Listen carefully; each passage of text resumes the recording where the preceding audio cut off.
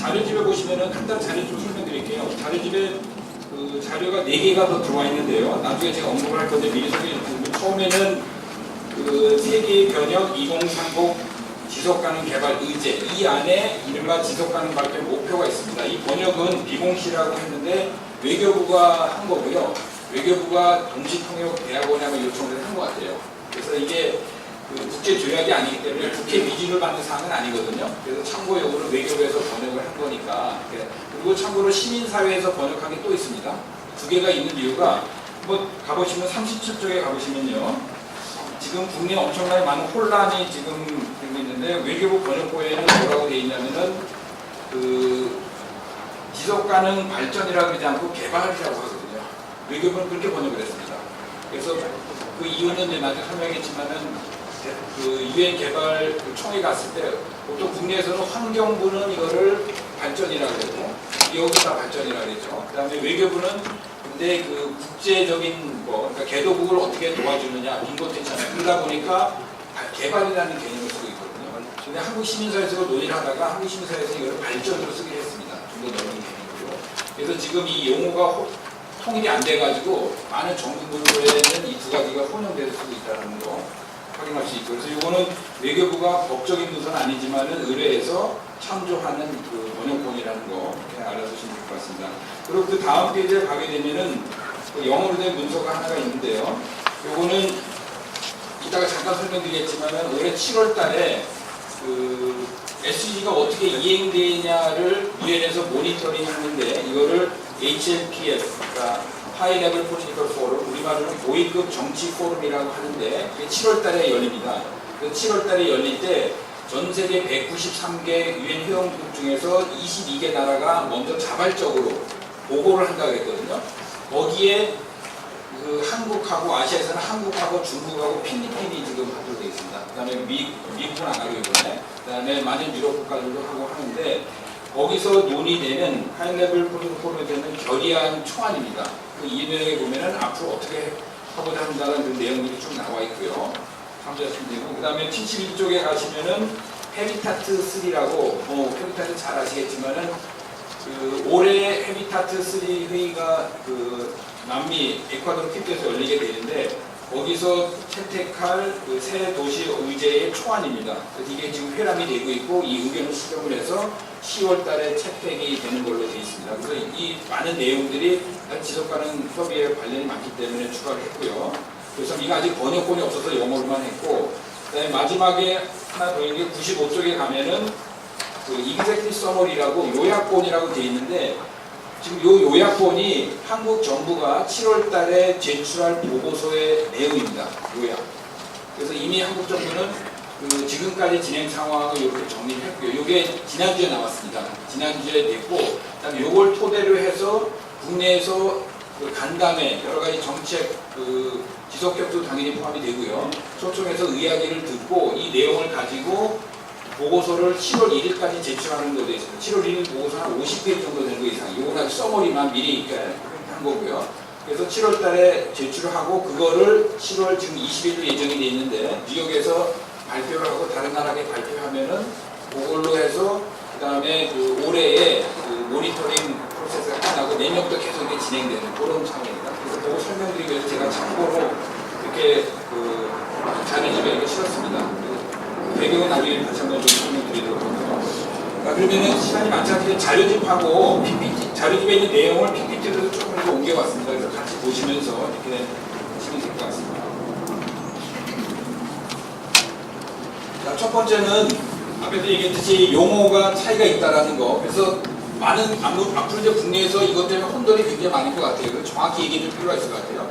그래서 환경 쪽에서는 이거를 지속가능 발전이라고 하고, 그 다음에 국내라기보다는 국제적으로 해외를 도와주는, 개도국 도와주는 거 하는 그쪽에서는 개발이라고 쓴다는 거예요. 예를 들어서 코이카 같은 경우 있죠. 코이카 같은 경우 이걸 개발로 씁니다. 외교부도 개발로 쓰고요.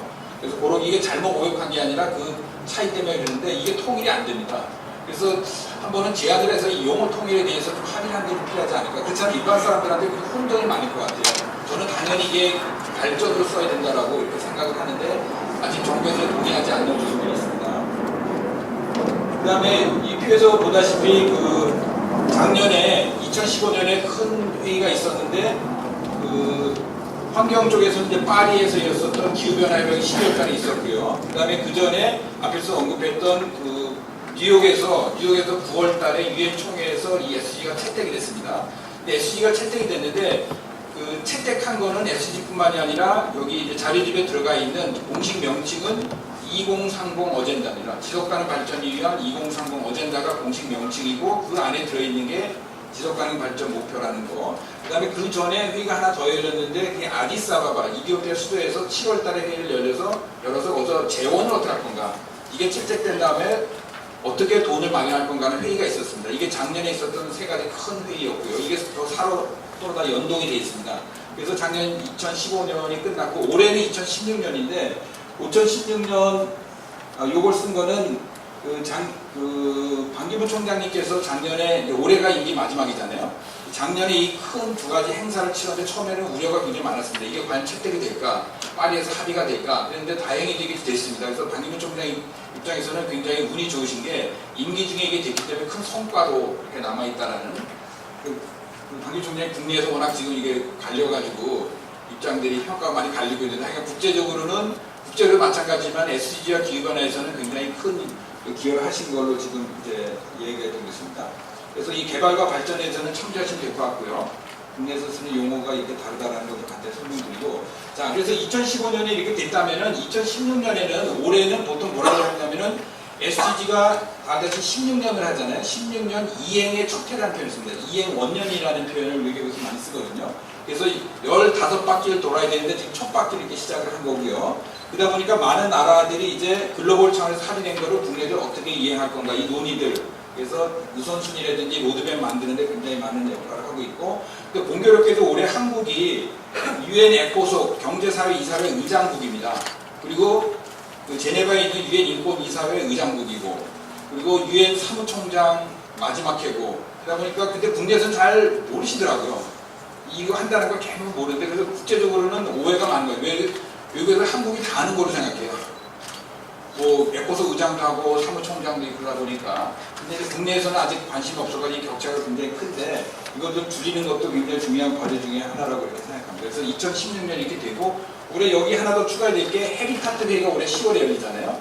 근데 헤비타트는 일부러 그런 것이 아니라 20년 전에 있었던 1996년에 회의, 이스탄불에 있었던 것이 헤비타트 2가 96년에 있었기 때문에 하다 보니까 이게 2016년으로 왔는데 마침 헤비타트 회의가 SDG 첫 해에 있기 때문에 좀 더 부각이 많이 되는. 그리고 2017년이 되면은 17년은 또 어떤 의미가 있냐면 상징적으로 참고로 우리한테는 리우 플러스 25입니다. 25주년. 근데 리우는 더 이상 안 하거든요. 10주년 단위만 하는데 한번 생각해 볼 수 있을 것 같아요. 한국에서 리우 플러스 25인데 이거를 뭔가 활용을 해서 뭔가 할 수 있었지 않을까 한번 생각해 볼 수 있고요. 또 2017년은 한국 민주화 30주년입니다. 87년 60. 예, 30주년이기 때문에 또 민주화에 대한 논의가 굉장히 많게 지금 진행되고 있고요. 여러 가지 중요한 것들인데 이걸 어떻게 잘 활용을 해서 지속가능 협의회가 설정한 목표를 할 수 있을까 참고하시라고 제가 간단히 이제 설명드립니다. 그리고 2015년은 유엔 70주년이기도 했고요. 그 다음에 마그나카타 인권 쪽에서는 세계 마그나카타 800주년이었습니다. 그런 것도 좀 있었고요. 자, 바로 본론으로 넘어가서 보면은 지금 환경 쪽에서는 이따 이제 김병환 부장님 더 말씀 많이 해주시겠지만은 SDG는 두 가지 큰 흐름이 뭉쳤다고 얘기를 하거든요. 그 중에 하나가 역사적으로 리우에서 온 게 있고요. 그다음 또 하나는 그 MDG라고 해서 빈곤 퇴치 쪽이 있습니다. 그래서 국내에서는 이 SDG에 대해서 제일 열심히 지금까지 하는 데가 한쪽은 이 지속협 분들하고 그 다음에 해외 빈곤 퇴치하는 이런 그룹들이 굉장히 제일 열심히 하거든요. 그 중간에 있던 분들 사실 아직은 관심이 많지 않습니다. 그래서 많은 분들이 이 빈곤 퇴치와 이 환경이 어떻게 만날 수 있을까? 그게 SDG의 핵심이라고 이제 얘기를 합니다. 그러니까 이름도 그렇고 내용도 그렇게 되어 있는 거죠.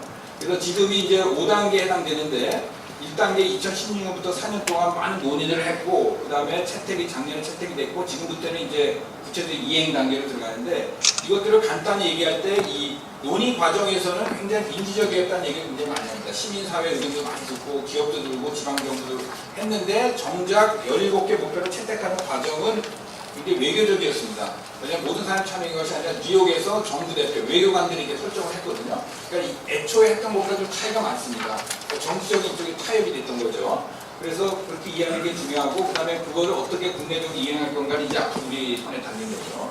그리고 앞에서 얘기했지만 17개가 굉장히 많다라는 방법을 먼저 하죠. 그래서 그 표현을 SDG가 환경 쪽이라면은 그 포스트 2015라고 얘기하는 거 2015년이 MDG, 그러니까 새천년 개발 목표가 끝나는 해기 때문에 저런 표현을 쓰는데 저쪽 두 가지가 합쳐졌다는 거죠. 그래서 그렇게 이걸 표로 이렇게 정리가 된 거고요.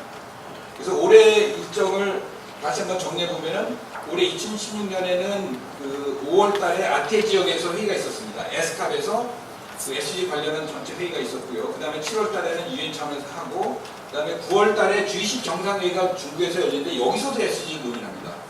여기서 논의를 하게 되고요. 그 다음에 유엔 총회에서 당연히 논의하게 되고, 그렇게 되면서 SDG가 올해 그 유엔뿐만 아니라 국제사회의 가장 큰 화두라는 거. 그 다음에 이 SDG 이행을 평가하는 게 4년마다 한 번 하기로 했는데 다음이 2019년에 열립니다. 이건 약간 정상급으로, 그러니까 그 대통령들이 참석하는 그 정상회의급으로 한 것을 4년에 한 번씩 하고, 그 사이는 그냥 보통 그 고위급으로 하는 이런 식으로 되어 있습니다. 그래서 2030년까지 하는 시스템이 마련이 되어 있고요. 그 다음에 이것이 이제 제가 앞에서 얘기했던 그 SDG가 그것의 일부라는 거, 이 전체 문서가 있고, 이 번역본이 지금 잘 실려 있습니다. 그래서 같이 이렇게 보시고, 그 다음에 계속 유엔에서 얘기하는 게 이 영어로 트랜스폼이라는 말을 많이 하거든요. 이게 단순하게 그 세상을 변화시키는 정도가 아니라 트랜스폼하는 우리말로 변혁하는 걸 확 바꾸는 거죠. 그러니까 라는 얘기를 굉장히 많이 합니다. 그래서 MDG 때는 그 빈곤을 줄이자라는 얘기를 했는데, 요번에는 2030년까지 줄이는 정도가 아니라 완전히 끝내자라는, 끝장이 영어로 end라는 표현을 쓰거든요. 굉장히 아주 야심찬 얘기를 하는 거죠. 그래서 그것들을 염두에 두고 우리가 좀 실천 계획을 만들어야 되지 않을까 해서 다시 한번 이렇게 소개해 보십니다. 자, 이렇게 그 한국말이랑 같이 이렇게 달았고요. 그 다음에 SDG가 무엇인가라고 얘기를 할 때, 그 옆에 영어로 써는 것은 이 문서, 이 번역 문서 안에 스스로가 규정한 겁니다. 그래서 많은 사람들이 도대체 SDG가 뭐냐? 이렇게 하고 얘기할 때 공식적인 답변은 이렇게 되어 있습니다.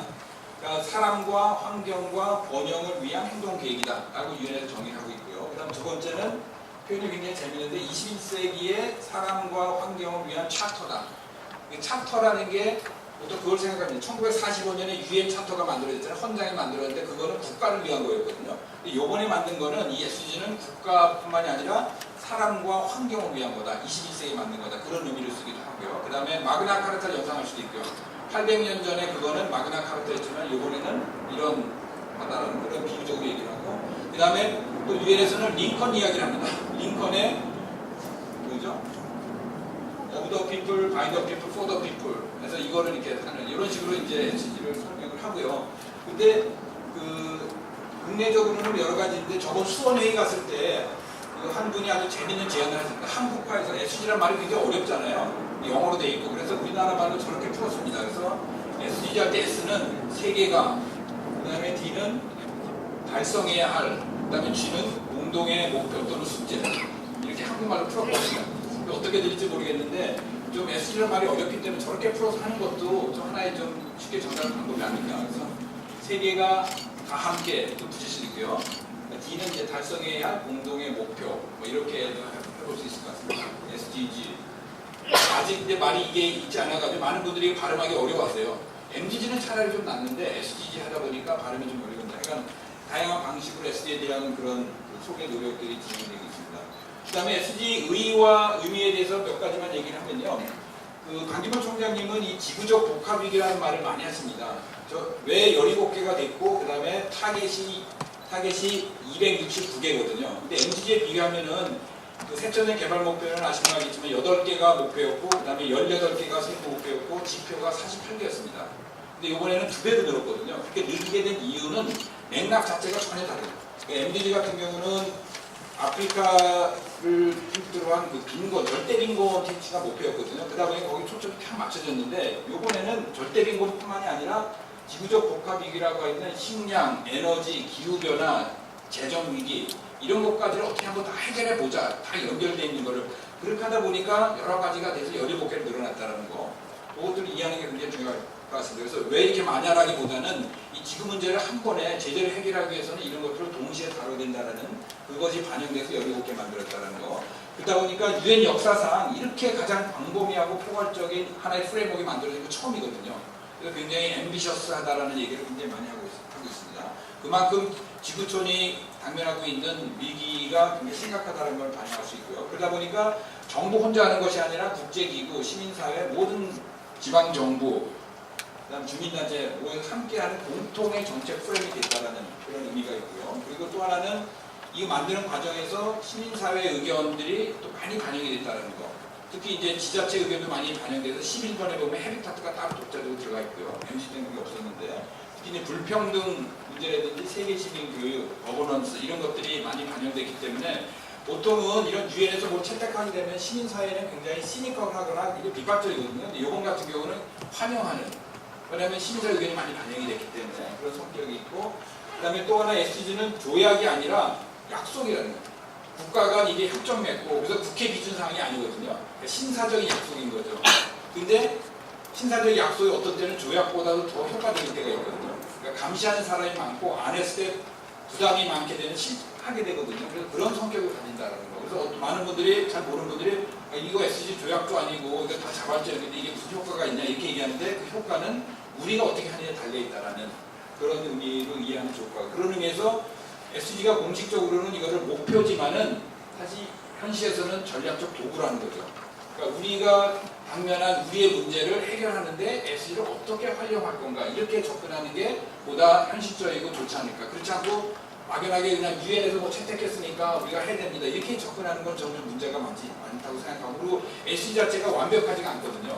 완벽하지 않기 때문에 많은 단체들은 SDG 넘어서 SDG 플러스라는 얘기를 합니다.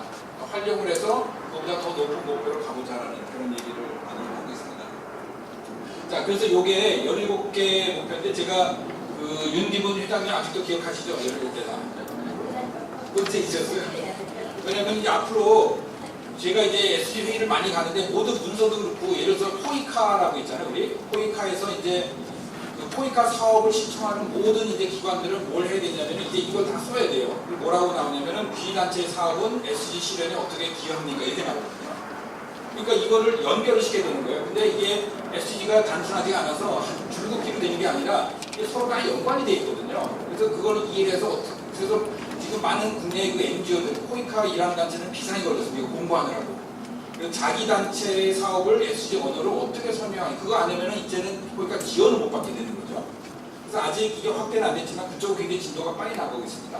그리고 모든 국제회의에서 이렇게 다 설명 안 하고 이제는 다 숫자로 나오거든요. 그래서 제가 이제 이렇게 하면 이렇게 얘기하는 경우가 있으면 회의를 갔더니 어떤 분이 뭐라 하냐면은 자, 12번 목표를 함께 달성하기 위해서는 11번하고 2번이 잘 만나야 되고 16과 17을 잘 활용해야 된다. 이렇게 얘기하는 거예요. 근데 앞으로 진짜 회의에 가면 자꾸 그렇게 얘기가 나옵니다. 왜냐면 다 설명할 수 없거든요. 그래서 이제는 이거를 모르고서는 이게 앞으로 이제 이런 회의나 앞으로 하는데 굉장히 어려워요. 그래서 제가 이거 고민하다가 1분 만에 이거를 쉽게 외우는 방법을 뭘 했거든요. 그래서 오늘 날씨 덥고 그러니까 한번 간단하게 노하우를 한번 제가 알려드리도록 하겠습니다. 지금 이거를 유튜브에 올리고 있는 중이거든요. 자, 그래서 17개가 있는데 어렵게 생각하지 마시고 중요한 건 뭐냐면 이게 자기 문제라는 거거든요. 여기에 우리 가족, 그 다음에 우리 지역사회가 당면하고 있는 모든 관리가 다 담겨 있거든요. 간단하게 한번 해보겠습니다. 여러분 자료집에 보시면은 몇 페이지 있죠? 14페이지 보시고 거기다가 동그라미 하나씩 쳐주시면 좋을 것 같아요. 13페이지에 보면은 17개 목표인데 여기는 개발이라고 썼죠. 이거는 외교 때문에 그런 겁니다. 이해해 주시고요. 첫 번째 이거 키워드는 빈곤이죠. 동그라미 한번 쳐주세요. 빈곤이 되고 두 번째 키워드는 뭐죠? 핵심 단어는 기하로 하겠습니다. 세 번째는 건강, 네 번째는 교육이죠. 다섯 번째는 성평등이죠. 보통 이걸 성평등이라 하는데 정부 문서에서 이걸 양성평등이라 하거든요. 그러니까 성평등으로 하시면 되겠습니다. 이거 5가지가 키워드거든요. 요거를 무조건 외우려고 하지 말고 스토리를 만든 겁니다. 자기 스토리를. 그래서 나는으로 시작하겠습니다. 한번 해볼까요? 나는 하고요. 나는 우리 윤기분 회장님이 하시니까 한번 앞에서 잘 해주세요. 그러면 나는 가난하고 배고프고 몸도 아프고 교육을 못 받아서 성평등 개념이 없습니다. 이렇게 스토리 만든 거예요. 근데 요거는 개도국 버전입니다. 한국 버전이 아니에요. 개도국은 교육을 못 받아서 성평등 개념이 없는데 우리는 교육을 잘못 받아서 그래요. 한국에 살 때는 이거를 바꿔서 잘못 받아서 이렇게 하셔야 됩니다. 다시 해볼까요? 나는 가난하고 배고프고 몸도 아프고 교육을 잘못 받아서 성평등 개념이 없습니다. 자, 6번의 키워드는 뭐죠? 물입니다. 물. 7번은 에너지.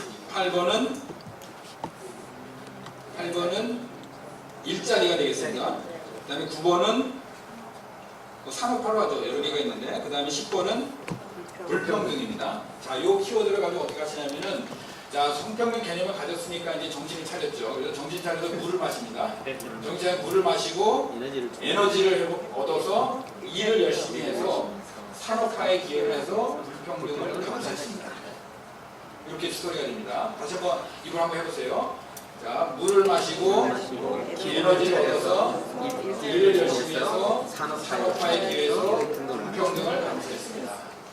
자, 그 다음에 이제 11번으로 가면은 11번의 키워드는 도시입니다. 12번은 소비. 생산 소비죠. 지속가능 생산 소비. 13번은 기후변화. 14번은 해양 생태계들, 해양. 그 다음에 15번은 육상 생태계입니다. 그래서 10번이 뭐였죠? 불평등이 감소됐죠. 불평등이 감소되니까 도농 격차가 줄어서 이제 도시에 가서 살게 됐습니다. 도시에 가서 살았더니 이 과잉 생산 소비, 생산 소비가 너무 심해가지고 그것으로 인해서 기후변화가 발생했습니다. 기후변화가 발생해서 해양 생태계가 망가지고 육상 생태계가 망가졌습니다. 자, 그렇게 스토리가 된 겁니다. 자, 그러면은 실무부터 해볼까요? 불평등이 감소돼서 도시에 가서 살았더니 생산 소비가 너무 심해서 기후변화가 발생하고 해양이 오염되고 땅이 오염됐습니다. 한번 입을 해보세요. 그래야 이게 잘 됩니다. 그래서 1번부터 15번까지가 다 이게 문제죠. 그리고 이거 앞부분이 처음 5개가 이른바 사회개발이라고 얘기하는 거고요. 사회발전. 그 다음에 중간에 있는 게 경제 쪽이고요. 그 다음에 세 번째가 환경 쪽이죠. 대충 그래서 지속가능한 3개 축이 이렇게 좀 나눠져 있는 거죠. 이렇게 보시고 16번은 성격이 좀 다릅니다. 16번의 키워드는 3개가 있는데 첫 번째 키워드가 뭐죠? 평화입니다. 평화. 두 번째는 정의. 세 번째는 제도. 근데 유엔에서는 인권이나 민주주의란 말을 하면은 굉장히 부담스러워합니다. 특히 이제 비민주적인 국가들. 우리나라에서 약간 그런 경향이 있죠. 인권 얘기하면은 뭐 색깔 가지고 그런다든지. 그래서 사실 이 정의는 인권이라고 얘기하면 되는 거예요. 그 다음에 이 제도는 사실 민주주의 얘기하는 거거든요. 그러니까 이거는 평화와 인권과 민주주의 키워드를 하면 그렇게 되고 한 단어로 할 때는 영어 표현으로 거버넌스라는 표현이 있습니다. 거버넌스라는 표현을 쓰죠. 16번은 굉장히 독특합니다. 앞에 거랑 굉장히 다릅니다. 그 다음에 17번의 키워드는 뭐죠? 2개가 있습니다. 17번은 2개가 있는데 이행수단과 글로벌 파트너십 이렇게 되어 있는 거죠. 2개가 있습니다. 그래서 16번 어떻게 외우시냐면요. 자, 앞에서 얘기했던 15가지 이 문제들을 해결하기 위해서 우리한테는 뭐가 보장되어야 되냐면은 평화와 인권과 민주주의가 보장되어야 됩니다. 그리고 이걸 해결하기 위해서는 이행수단과 글로벌 파트너십이 필요합니다. 이렇게 되는 거죠. 그래서 그거를 하실 때 그 다음 페이지에, 자료집 다음 페이지에 보시면요. 그 15페이지에 보시면은, 15페이지에 보면은, 15페이지 먼저 보세요. 15페이지 보면은 구조라고 되어 있죠. 15페이지. 자료집이나 아니면은 여기 스크린 보시면 됩니다. 이게 같은 건데, 스크린 어떻게 되냐면 이 구조가 그 5개의 P라는 표현들이 있습니다. 이게 17개 너무 많잖아요. 너무 많다 보니까 이거를 5개로 이렇게 그룹을 했는데 처음 다 P자로 시작합니다. 영어. 그래서 사람 해가지고 그게 이제 첫 번째 이제 사회 발전에 해당되는 거. 보통 1번부터 한 5번을 얘기를 하고요. 그 다음에 P가 이제 번영을 해가지고는 중간. 그 다음에 환경적은 P. 그 다음에 16번도 P입니다. 이때는 이제 3개 중에 하나인 P를 했고 마지막은 파트너십. 이렇게 해서 5개의 P로 설명도 합니다. 이건 제가 만든 게 아니라 유엔에서 그렇게 설명하는 겁니다. 그 번영 문서에 보면은 앞에 이렇게 설명을 하거든요. 그래서 5개의 P로 설명하기도 하고 이렇게 되는데 그 1번부터 15번까지가 무엇에 대한 거라면 우리가 무엇을 성취할 거냐라는 거는 17번은 어떻게고 16번은 2가지가 다 혼재되어 있습니다. 어떻게 하면서도 동시에 무엇을 할 건가 이렇게 돼 있다라는 이런 성격으로 돼 있다라는 걸 이해하면 좋고 그래서 16번을 약어로 뭐라 그러냐면 이게 약어로 영어로 하면 PhD가 됩니다. PhD. 그러니까 Peace, Human Rights and Democracy. 그래서 PhD라고 하고 그래서 농담으로 이 PhD를 평화와 인권과 민주주의를 모르면서 PhD를 용할 수 없다 이런 농담을 하고 그러는데 제가 인도네시아에서 이걸 했더니 인도네시아 사람들은 PhD 하니까 다 뭐 생각하냐면은 우리 배달 있죠, 우리 배달. PhD가 뭐 약자냐면은 피자 핫 딜리버리래요. 인도네시아에서 PhD가 다 그렇게 생각하더라고요. 피자 핫 딜리버리라고. 그래서 약간 16번이 PhD로 이렇게 얘기한다는 거. 요거를 입체적으로 좀 넣고 있어야 앞으로 이제 이거를 기존에 이제 지속협의 의제와 연계할 때 도움이 될 것 같아서 한번 더 있기는 한 번 정도 눈 감고 한번 해보시면 좋을 것 같아요. 지금 이렇게 한번 해야 이게 잘 있게 되거든요. 그리고 앞으로 이거는 15년 동안 두고두고 어디 가든지 계속 나오거든요. 그래서 시작할 때 아주 확실하게 몸에 이렇게 천장을 이렇게 해두면 여러모로 도움이 될 것 같습니다. 자, 한번 잠깐 해볼까요? 눈을 감으시고 나로 시작합니다. 나는 가난하고 그리고 시작할 때 여기다 감정 이유를 좀 넣어서 진짜 남 얘기하듯이 말고 자기 생각을 좀 하시고요. 자, 나는 가난하고 배고프고 몸도 아프고 교육을 잘못 받아서 성평등을 하십니다. 그래서 물을 마시고 기운을 에너지를 얻어서 일을 열심히 해서 산업화에 기여해서 불평등을 감수했습니다. 자, 감수했으니까 그 다음에는 도시에 가서 살았더니 생산 소비가 너무 지나쳐서 기후변화가 발생해서 해양 생태가 망가지고 육상 생태가 망가졌습니다. 이 모든 것을 해결하기 위해서는 우리한테는 평화와 인권과 민주주의가 필요하고 이행수단과 글로벌 파트너십이 필요합니다. 다 되셨죠? 이렇게 하시고요. 요거를 한 번만 잘 때 되거든요. 그러면 그 다음에는 쉽죠. 10번. 제가 그래서 10번이 뭐죠? 딱 이렇게 나와야 되는데 10번 하면은 불평등, 5번 하면은 성평등 이렇게 딱딱 나와야 되거든요. 그 다음에 제가 주제를 얘기하면서 12번은 뭐죠? 생산 소비 이렇게 하면 11번은 도시, 7번은 에너지, 4번은 교육 이런 식으로. 그래서 한번 해보시면 금방 되거든요. 그래서 이걸 하시고 나중에 돌아가셔서 혼자만 하지 말고 교육을 하세요. 직접 한번 이거 가지고 하시면은 본인한테도 다시 한번 되고 이게 왜냐면 SC가 어렵거든요. 여러 너무 많고 그러기 때문에 근데 부담 갖고 그러거든요. 근데 이렇게 쉽게 하게 되면 그게 친숙해집니다. 한번 돌아가셔가지고 딱 그래서 전국적으로 지속협에 계신 분들은 SC를 다 빼고 있다라는 그래야 나는 설명할 때는 설득력도 높아지는 것 같아요. 그래서 그런 지금 팁으로 제가 잠깐 알려드렸습니다. 자, 그래서 17개가 되고요. 그래서 17개 이렇게 돼 있는데 요즘 짝퉁이 많이 돌아다니죠. 짝퉁. 이거 보세요. 지금 윤기분 회장님은 아주 명함을 아주 정확하게 하셨어요. 제가 처음에 확인했고 혹시 짝퉁 쓰지 않습니다. 짝퉁이 뭐냐면 여기 두 개가 있거든요. 두 개. 차이가 구분이 되시나요? 차이가 어떤 차이가 있죠? 네, 그거. 끝에가 다르죠, 요거. 요거가 다르고요. 또 다른 게 또 있습니다. 또 뭐가 다르죠? 9번 아이고. 9번이 달라요, 9번. 그죠? 9번, 요거는 박스가 돼 있고, 이거는 도로 표지가 돼 있거든요. 9번이 뭐죠? 9번이 뭐죠? 산업화. 이제는 이 아이콘 보시고 딱딱 나오셔야 됩니다. 아이콘 보고. 자, 아이콘만 보고 해보세요. 1번이 뭐죠? 이게? 빈곤이니까 평등화한다라는 사람이 이렇게 돼 있고요. 두 번째가 기야. 또 어떤 분이 저거 보더니 저 처음에 약간 이거 저 쌍화탕인 줄 알았어요. 보는 관점은 다 다른데 이거 기압입니다. 밥그릇이죠. 국수에서 올라오는 거. 세 번째 요건 뭐죠? 건강이니까 혈압 체크하는 거죠. 저거. 혈압이 오락내리락 하는 거. 하트가 있잖아요. 네 번째는 교육은 쉽죠. 5번은 뭐죠? 성평등 이거 많이 쓰는 거고요. 6번은 도시. 6번이 뭐가요? 물을 마시고. 6번이 여쭤겠죠. 6번이었습니다. 물이죠. 이거 볼 수 있죠. 7번은 태양 에너지 상징하고요. 8번은 뭐죠? 일자리. 일자리니까 이게 뭐 통계, 뭐 고용 지수 그런 거 보여주는 것 같아요. 그렇죠? 9번이 전혀 달라요. 그렇죠? 9번이 산업화인데 이거는 마치 박스 이렇게 싸는 거고요. 이쪽 9번은 뭐죠? 도로 표지 같죠. 그렇죠? 사람 걸어 다니는 거고. 10번이 뭐죠, 저게? 불평등이잖아요. 이게 무슨 왜 불평등이죠? 나중에 설명하셔야 됩니다. 많은 분들이 이거 질문해 오거든요. 그래서 아마 이게 평등하다는 그런 표시 그거 같고요. 그 다음에 11번은 도시는 쉽죠. 12번은 이게 재생하는 거잖아요. 그렇죠? 생산 소비니까 이거 순환하는 거, 자원 순환하는 거 표시잖아요. 12번. 13번은 기후변화잖아요. 그렇죠? 지구가 안에 있는 거죠. 그 그린가스, 그 온실가스를 상징하는 거고 14번은 해양. 물 밑에 있는 거죠. 그 다음에 15번은 땅 위에 있는 거, 그러니까 육상이고요. 16번은 뭘 상징하죠? 이게 그러니까 평화고 밑에 거는 사법부 이거 판결 내리는 거잖아요. 그러니까 정의를 상징하는 거고요.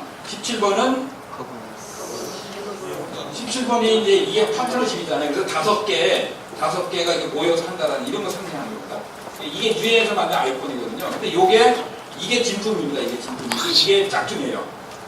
근데 생각보다 짝퉁이 굉장히 많이 돌아요. 왜냐면 진품은 유엔 홈페이지 안에 들어가야 되는데 짝퉁은 구글에 들어가면 다 나오거든요. 그래서 이거를 많이 쓰세요, 사람들이. 모르고 쓰세요. 그래서 어디 가시면 확인해서 이걸 고쳐주세요. 무슨 말인지 아시겠죠? 네.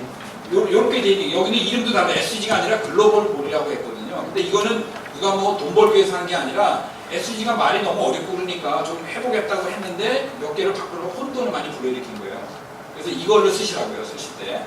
그리고 제가 수원에서 지난주에 회의를 했는데 환경부 분이 발표한 자료를 이걸 쓰셨더라고요. 근데 짝퉁인지 모르고 쓰고 계셨어요. 계속. 근데 외교부도 그랬어요. 외교부 분이 제가 작년에 만났는데 대통령 말씀 자료에 짝퉁을 쓰신 거예요. 그래서 제가 그 얘기를 해드렸더니 얼굴이 빨개지더라고요. 그 다음날 바로 바꾸더라고요. 근데 다행히 청와대에서 아는 사람이 아무도 없어요. 그래서 그냥 넘어갔습니다. 여러분은 그거 하시는, 왜냐면 시중에 계속 돌아다녀요. 이게. 그래서 제가 다시 한번 얘기 드리는 거예요. 짝퉁 쓰지 마시고 최소한 지속 가능해 우리 대표분들은 그래 딱 가서 딱 감별을 해주셔야 됩니다. 이거 짝퉁이니까 앞으로 이렇게 하라고. 딱 하고 그다음에 교육하시게 되면은 하느니 긴장하실 것 같아요. 자, 팁을 알려드렸습니다. 짝퉁 절대 쓰지 마세요. 자, 그 다음에 이거는 뭐 김병환 의장님 얘기하실 것 같고 지금 SG는 만들어졌는데 문제는 해석을 어떻게 하느냐인데 해석이 다 중구난방입니다.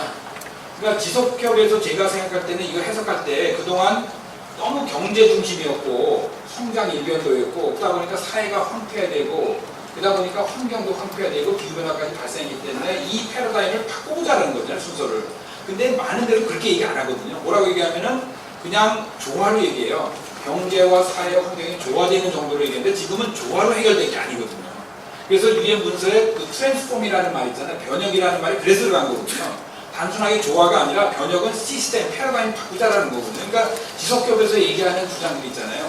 환경을 중심에 두고 사회, 그 다음에 경제, 이 순서대로 해야 되는데 지속가능 발전을 두고 경제 쪽에 있는 분들은 기존의 경제 성장을 어떻게 지속가능할 거냐 이렇게 생각하시죠. 그거 아니거든요. 그 다음에 사회가 지금 해치되고 있잖아요, 양극화로. 그 다음에 환경 망가지면 결국에 그게 다 망가져요. 이런 의식이 아니라 기존을 어떻게, 기존의 개발 패러다임을 지속할 건가, 이렇게 아직도 생각하는 그게 많거든요. 이걸 어떻게 바꾸느냐가 저는 청경이라고 이렇게 생각합니다. 그래서 여기 간단히 얘기 드렸고요. 그 다음에 요거는 그 17개 만들어지니까 굉장히 복잡합니다. 그래서 공부가 많이 필요해요. 지역 차원에서 17개를 입맛에 맞는 거 하나만 하는 것이 아니라 17개를 다 통합적으로 어떻게 할 것 하다 보니까 이런 여러 가지 프로그램이 만들어지거든요. 그래서 계획을 세울 때 약간은 좀 공부가 필요하다는 거, 그 얘기를 드리고요. 마지막으로 그 SG 특성을 얘기할 때 5가지를 이야기합니다. 5가지를. 서울에서 요즘 유행어가 하나 생겼는데 그 로고를 I love you가 아니라 I 서울 U라는 걸 하더라고요. 그것 때문에 논란도 많이 됐는데 그 실제로는 I act you가 되죠, 영어로 하면은. 그래서 I act you, 나와 당신이 함께 행동하자. 근데 그 I는 예를 들면 포용적이라는 거.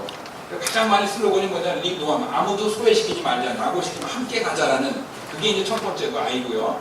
두 번째 A는 그 accountable, 책무성이라는 겁니다. 그냥 단순하게 해서 그냥 정보 혼자 끝나는 것이 아니라 책임성이 있다는 거. 그러니까 보고해야 되는 거고요. 그런 의미에서 이제 책무성이라는 것이 있고, 그 다음에 C는 컴프레hensive에서 환경만 하는 게 아니라 빈곤만 하는 것이 아니라 이 경제, 거버넌스까지 다 종합적으로 한다는 걸 5P를 얘기하고요. 그 다음에 이제 T가 앞에서 계속 강조하겠던 그 트랜스포머티브. 그 트랜스포머티브라는 말은 트랜스라는 얘기잖아요. 넘는다는, 경계를 넘는다는 거거든요. 그런 것은 자기가 하던 영역 있죠. 경제, 사회 이렇게 거기에 한번되니까 그걸 넘어서고 국가 경계를 넘어서고 그 다음에 지역의 경계를 넘어서는 게 필요하다는 거죠. 그래서 넘어서기가 굉장히 중요한 거예요. 자기 박스 안에 갇히지 말자라는 거. 그 다음 마지막 U는 유니버설 해가지고 개도국의 아프리카가 아니라 이건 모든 나라에 해당되는 거거든요. 그래서 불평등 같은 경우에 생산 소비, 지속 가능한 거는 한국에서 굉장히 심각한 문제거든요. 그래서 이게 남의 문제가 아니라 지구촌 모든 사람의 문제라는 게 유니버설이에요. 그래서 이걸 I act you 5가지가 SG의 특성이고 앞으로 계획을 만들 때 이 5가지가 반영이 되어 있다는 거. 그것들을 이제 강조하겠습니다. 이게 이제 마지막 결론인데요. 그 SDG가 시대와 MDG 시대와 SDG의 가장 큰 차이점은 지방정부 차원에서는 그 과거에는 이 지방정부를 뭐라고 그러냐면 영어 유엔에서는 로컬 오소리티라고 그러거든요. 그러니까 중앙정부의 권한을 위임받은 지역 단위에 이렇게 봅니다. 그리고 그 이른바 메이저 그룹이라고 해서 그 스테이크홀더 중에 하나로 취급을 했거든요. 근데 저는 그거 아니라고 생각해요. 그거 이번에 바꿔야 되는데 유엔의 관례가 계속되고 있거든요. 물론 그 나인 메이저 그룹이라고 였었지만 미국 환경에 이때 다시지만 만들어졌잖아요. 그래서 거기 보면은 NGO, 여성, 노동, 청소년, 농민, 원주민, 과학기술, 기업 그리고 지방정부 여기 들어가거든요. 이거는 25년 전 생각이에요. 그때는 지방정부 이렇게 활성화되지 않았거든요. 그래가지고 유엔에서 보기에는 지방정부 이름을 올린 사람들은 여러 개 중에 하나였어요. 근데 지금은 다르거든요. 그 사이에 UCLG 만들어지고 이클레이 만들어지고 다양한 네트워크들이 만들어졌기 때문에 이제는 SDG 시대는 저는 진짜 확신한 건데 지방이 움직이지 않으면 SDG는 실패합니다. 그럼 절대 못해요. 근데 지방이 9개 중에 하나가 아니라 지방 차원에서 이것들을 다 아우르는 거버넌스의 핵심이거든요.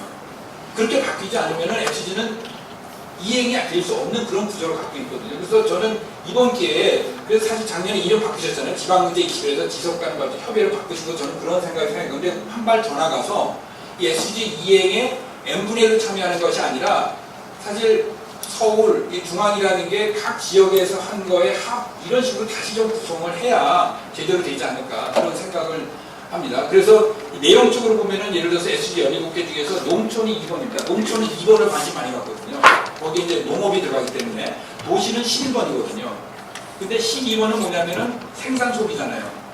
그러니까 농촌, 도시, 그지만 도시가 소비를 더 많이 하죠. 농촌이 생산하고 도시도 생산하지만. 그래서 12번은 도시와 농촌이 함께 풀어야 될 문제거든요. 생산 소비 문제는.